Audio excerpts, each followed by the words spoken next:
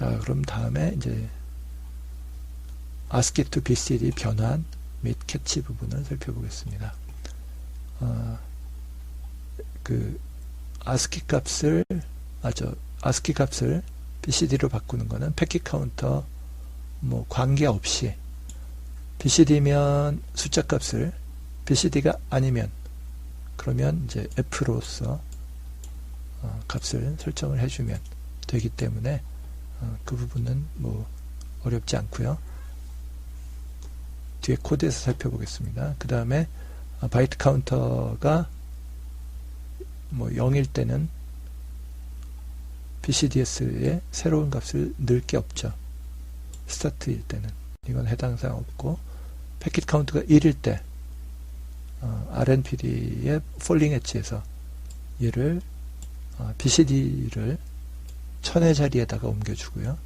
그 다음에 2일 때 폴링 엣지에서 BCD를 100의 자리, 그 다음에 10의 자리 단단히 그렇게 세팅을 해주면 되겠습니다. 뭐 별로 어려운 거 없죠. 그래서 BCD를 보면 상위 니블이 3이고 그리고 하위 니블이 9보다 작거나 같으면 그러면 RxPD 3대 0을 BCD에다가 하위 니블이죠.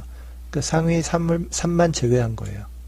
3만 제외한 값을 즉 하위 니블이 숫자 값이니까 하위 니블을 BCD에다가 전달을 해줍니다. 그 다음에 아니다. 둘 중에 어느 거라도 위배가 됐다 그러면은 F 값을 전달을 해줍니다. 그래서 02일 때 또는 FF일 때 둘 다 F가 됐고요. 그 다음에 03일 때도 F가 됐어요. 여기서는 F가 되더라도 BCDS에서 이 구간 아니면은 5, 6, 7, 8 아닌 구간에서는 값을 참조할 일이 없으니까 상관이 없겠죠. 자, 그 다음에 이제 BCDS가 초기 값은 0이고요. 그 다음에 RxEN이 하이고 RNF, 폴링 엣지가 1일 때, 바이트 카운트가 1이면 BCD를 1000의 자리, 15대 12, 2면 100의 자리, 3이면 1의 자리, 4면 1의 자리, 3이면 10의 자리, 4면 1의 자리에다가 값을 세팅을 해주면 되겠습니다.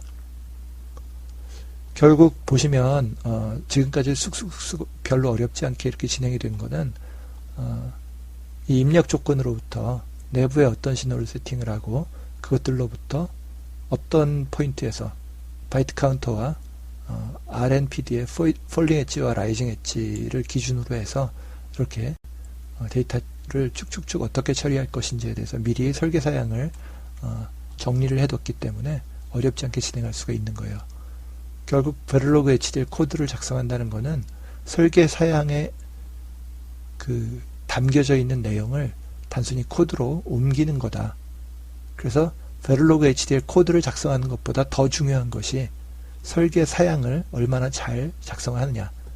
그 설계 사양 속에 코드를 컴팩트하게 잘 짤 수 있는 그런 노하우가 설계 사양 속에 사실은 담겨지게 되고, 그 다음에 회로의 안정성도 설계 사양 속에 담겨지게 되겠습니다.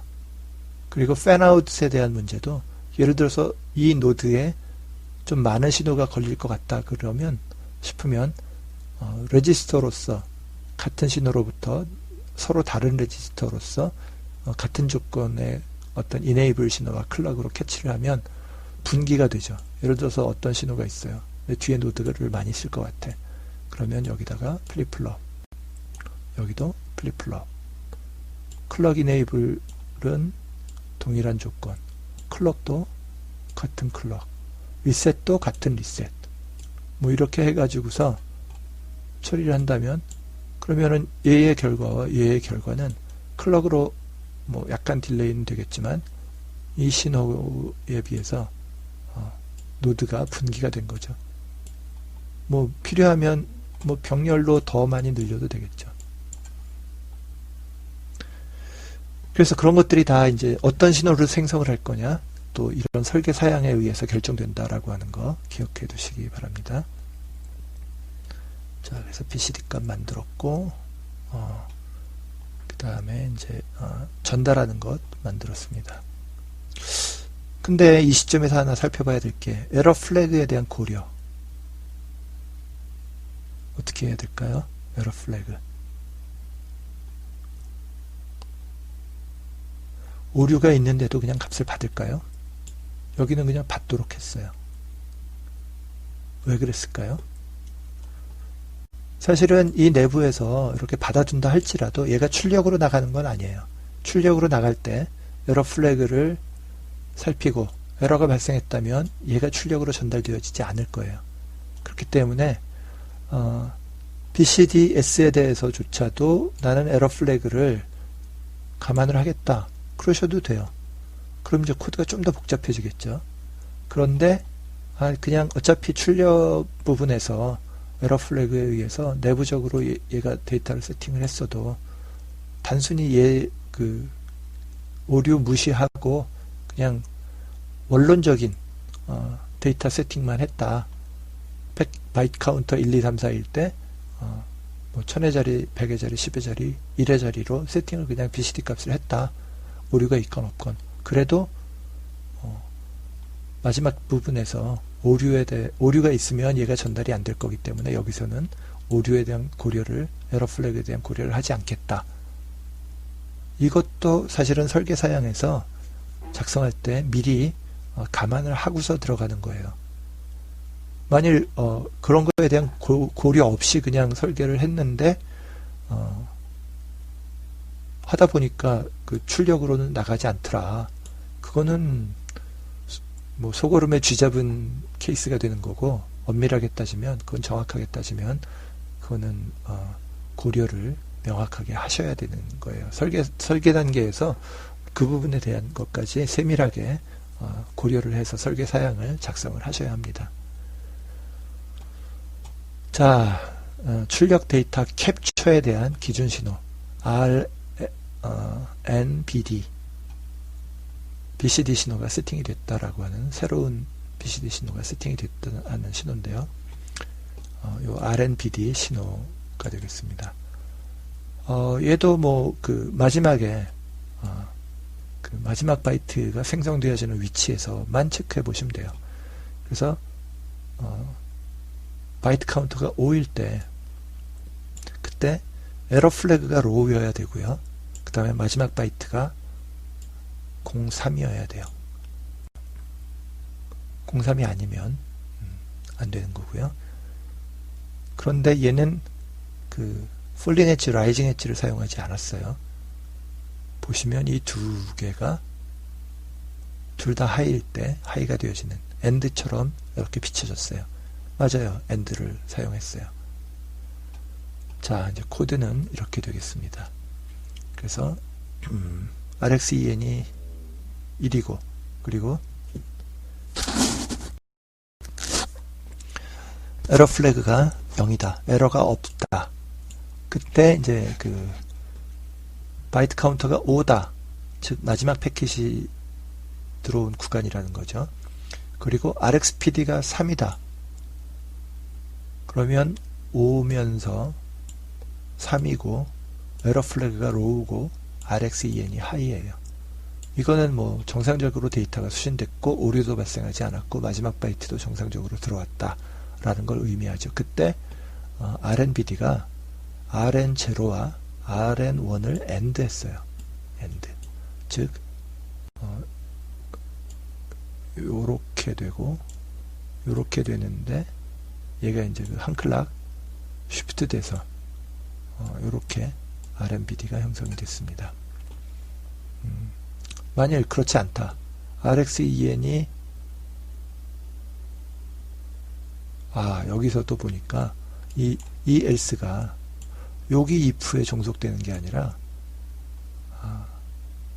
여기에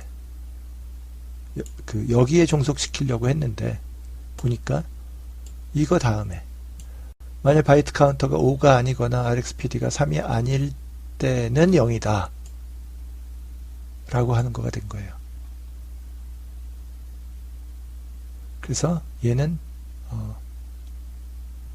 얘랑 같은 요 위치가 되는 겁니다. 근데 동작에는 이상이 없어요. 왜냐하면 다른 곳에서는 RMBD를 항상 0으로 만들어주고 RxEN이 1이고 이 플래그가 0이어야지만 바이트 카운터가 5이고 RxPD가 3일 때 얘네 둘을 AND한다.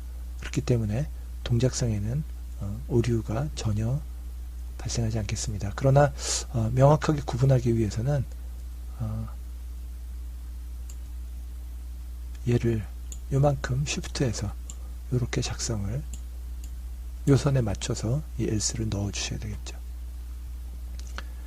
자, 그런데 RNBD에 대한 펄스 폭에 대한 고려는 어떻게 될까요? 만일 RN0, RxPD가 RNPD가 펄스 폭이 너무 좁아요. 그래서 쉬프트 시켰더니 RN0, RN1이 만일 이렇게 발생을 했다. 그럼 두 개를 AND하면 어떻게 되죠? 그냥 로우가 돼버리죠. 그래서 RxPD에 대한 수신을 위해서 RNPD를 앞단에서 생성을 하는데 그때는 사실 이제 TXCK 기준으로 최소한 한 클락 이상이 돼요. 근데 지금 이 회로에서는 TXCK가 더 이상 의미가 없어요. 입력으로 이 병렬 데이터 캐치하고 쉬프트해서 4디지트의 BCD 신호를 만들어내는 여기서는 TXCK를 사용하지 않았어요. 그래서 마스터 클럭을 사용했기 때문에 적어도 TXCK 아무리 짧아도 TXCK 한 구간에 비해서 여기서 사용하는 클럭은 상당히 짧은 구간이 되기 때문에 이렇게 극단적으로 클럭 기준으로 한 구간만 유지되어지는 RNPD는 발생하지 않아요. 그런데 만일 여러분들이 내부적으로 임의의 어떤 신호를 생성해서 이렇게 엣지 또는 두 개를 AND한 신호를 활용하고자 한다면 이 AND하고자 하는 신호의 펄스 폭이 과연 충분히 넓은가, 이것도 고려를 하셔야 됩니다. 자, 이제 마지막으로 출력 데이터 신호 생성하는 부분이 되겠어요. 여기서도 보면 이제 마지막 오류가 없고 마지막 바이트가 03일 때 데이터를 캐치하면 이 BCDS를 최종 출력으로 이제 전달해 주면 되는데 이때 RxEN이 하이고 에러 플래그가 로우고 마지막 바이트가 3인 거를 체크하는 이때 이제 RNR이기 때문에 RNPD는 얘보다 조금 먼저 하이가 됐다가 한 이렇게 될 거예요. 근데 얘가 하이가 될 때 바이트 카운터는 아직 4예요. 이 RNR이 지나고 나야지 이제 5가 될 거예요. 근데 RNF에서 만일 데이터를 캐치를 하려고 한다면 그러면 RNBD 신호를 만들 때 얘를 쉬프트 시켜서 AND를 쓸 수가 없어요. 여기서 5, 6, 7, 8 신호가 이때 세팅이 된다면 RNBD 신호도 이 뒤에 만들어져야 돼요. 그러면은 이때를 검출을 해서 뒤에 뭔가 펄스를 만들고자 하면 그러면 또 내부적으로 카운터를 사용하거나 뭐 이래야 돼요. 그래서 우리가 이제 이 플래그가 로우고, 즉 스타트 바이트도 정상적이었고 4개의 BCD 값이 정상적으로 들어왔다. 그리고 마지막 바이트가 RxPD 기준으로 03이다. 그거를 캐치할 수 있는 위치는 사실은 여기서부터 여기까지예요. 그 사이에서 아직 바이트 카운터가 4일 때 RNR이 하이다. 그거는 RxPD가 3인가를 캐치하기 위한 굉장히 안정적인 구간이 되는 거죠. 그래서 바이트 카운터가 4일 때를 기준으로 삼습니다. 그래서 보시면 RxEN이 1이고 이 플래그가 0이다. 그리고 RNR이 1이고 바이트 카운터가 4일 때 RxPD가 3이면 BCDS를 RBCD에 전달을 해준다. 만일 3이 아니면 아무 일도 일어나지 않죠. 그래서 이전에 어떤 값이 있었는지 모르지만 이전 값이 유지가 될 거예요. 그리고 이제 엔드 모듈 이렇게 해서 이제 끝나는데 수신 오류가 발생을 했어요. 그래서 이 RBCD가 BCDS로 전달해주지 못할 상황이 됐어요. 그때는 어떻게 할 것이냐. 5678이 아닌 어떤 다른 FFFF 이런 식으로의 값을 내줄 거냐. 그러면 뒤에서 볼 때 얘가 오류구나 라고 하는 걸 알 수가 있을 거예요. 그러면은 뒤에서 이게 FFFF가 발생을 했다라고 하는 거를 알려주겠다. 그걸 알아야 되겠다. 그러면 여기서 RNBD를 발생을 안 시키면 안 돼요. 발생을 시켜줘야 돼요. RNBD를 발생을 시켜주고 얘가 FFFF 이렇게 해주면 RNBD가 발생을 했는데 값이 BCD 값이 아니네. 그러면 이건 오류가 발생을 했구나. 이렇게 인지할 수가 있어요. 또 한 가지 방법은 여기를 FFF로 바꿔주지 않고 이 플래그 값, 그때 이 플래그는 뭐 당연히 하이가 되겠죠.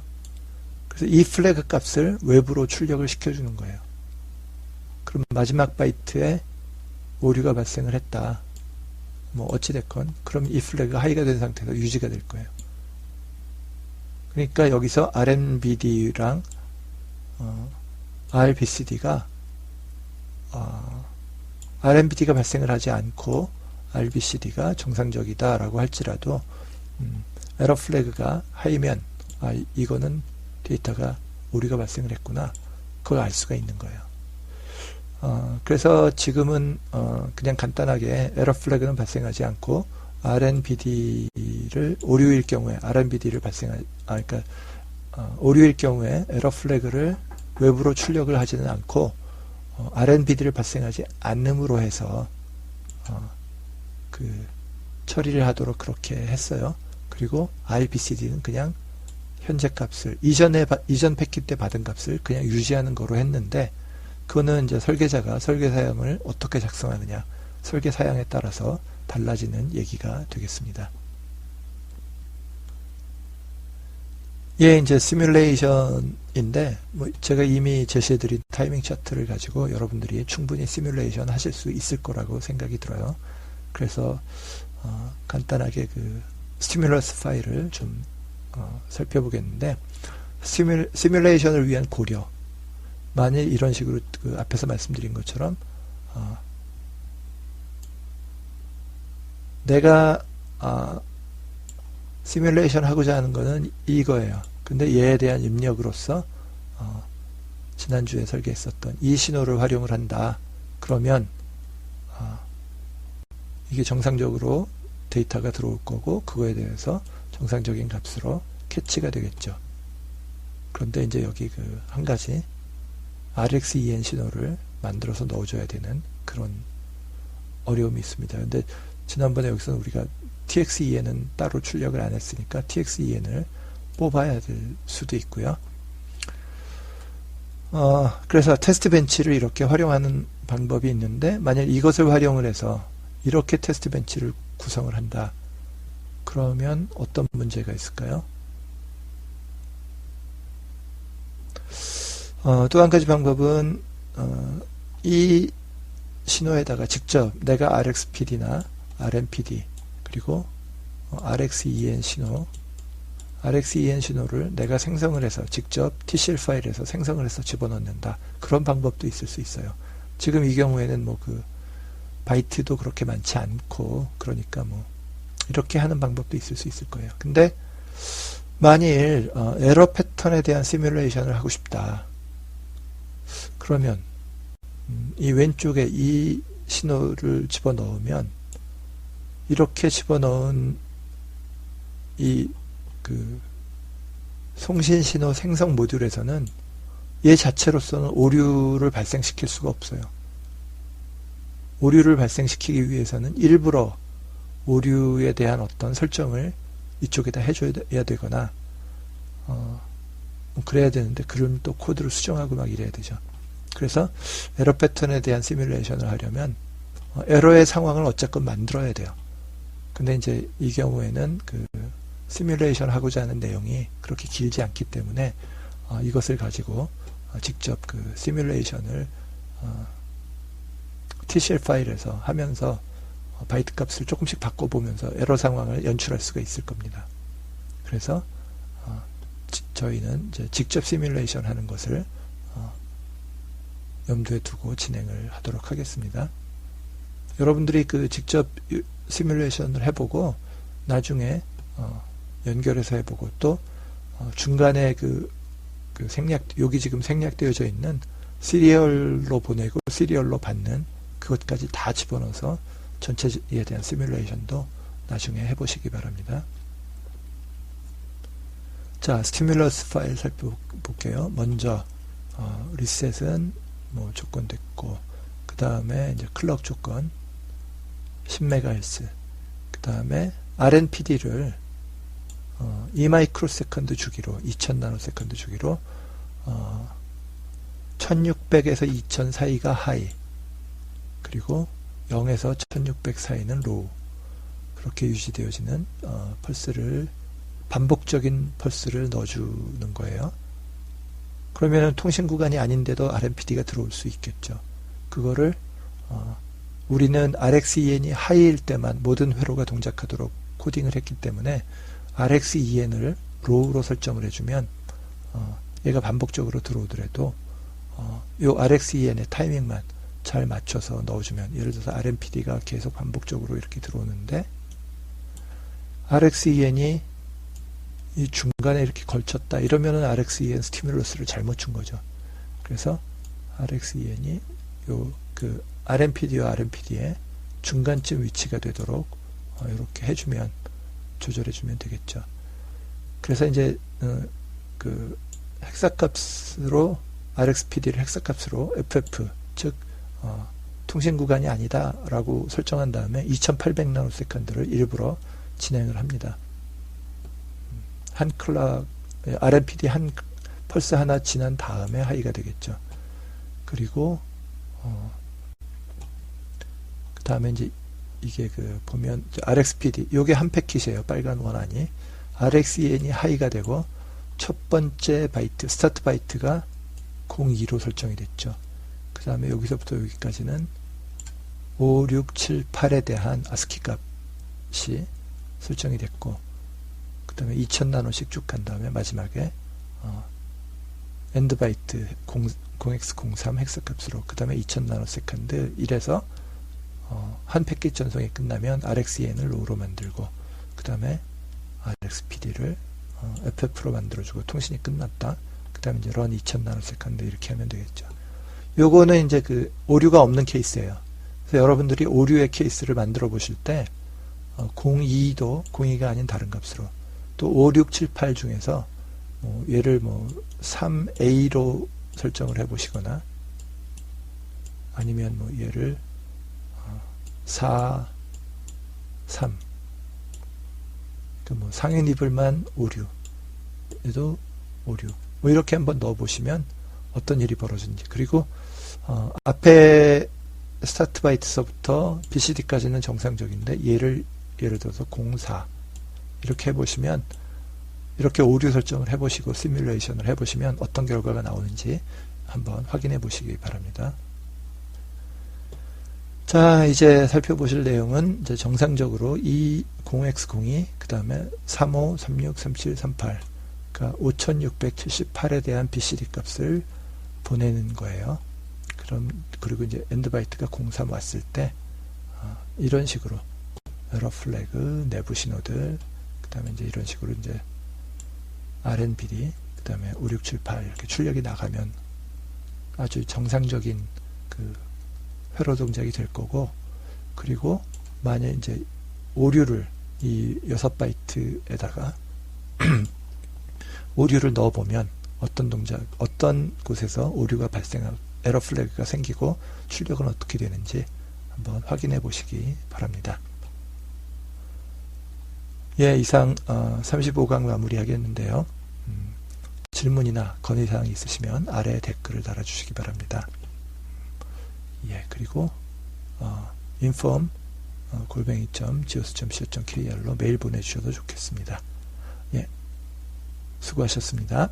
다음 시간에 뵙겠습니다.